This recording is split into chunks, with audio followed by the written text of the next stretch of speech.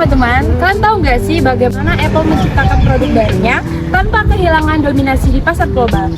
Nah, yang menariknya di sini semua produk Apple itu tidak hanya kebetulan, ada keputusan strategisnya, yaitu mana ada yang harus dipertahankan dan ada yang harus dikembangkan serta ada yang harus ditinggalkan.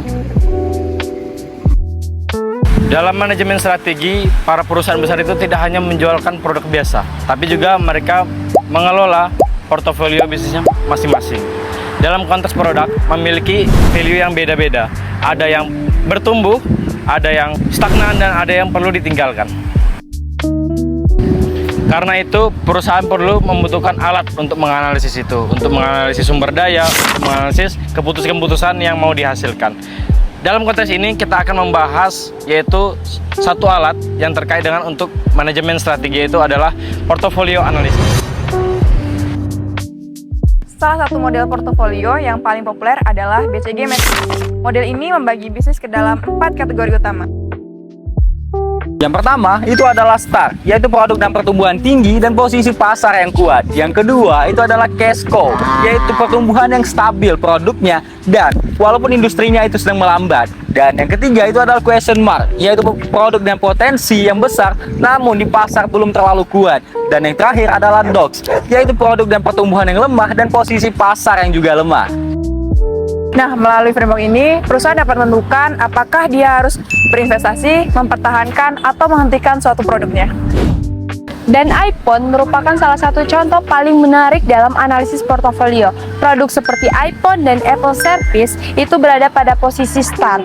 iPhone merupakan tulang punggung untuk bisnis Apple, sedangkan Service itu merupakan perkembangan untuk di masa depan. Yang menarik, Apple tidak hanya menjual produk, Apple tidak hanya menjual perangkat, tapi mereka juga membangun sistem. Semakin besar pertumbuhan iPhone, semakin besar pula peluang pertumbuhan servis mereka. Dan hal ini yang bikin mereka menjadi kuat. Sementara itu, Match dan iPhone lebih cocok masuk ke dalam kategori cash cow. Maksudnya memang tidak tumbuh secepat smartphone dan digital service, tetapi produk-produk ini menghasilkan arus kas yang stabil, dan dengan keuntungan inilah yang membantu Apple dalam mendanai investasi lainnya. Namun, bagian yang menarik adalah Apple Vision Pro. Ini berada pada kategori question mark dengan potensi yang besar, namun dengan posisi pasar yang belum pasti. Apple mengambil resiko yang besar. Mereka berinvestasi dengan nilai yang tinggi untuk teknologi yang belum tentu berhasil. Tetapi, inilah cara perusahaan besar untuk menatap masa depan. Dan hal ini adalah cara iPhone tentang menjalankan strateginya, yaitu tentang mendorong produk mereka atau mempertahankan produk mereka atau melepaskan produk mereka. Apple tidak mempertahankan semuanya, mereka memilih, dan karena itulah mereka terus berkembang.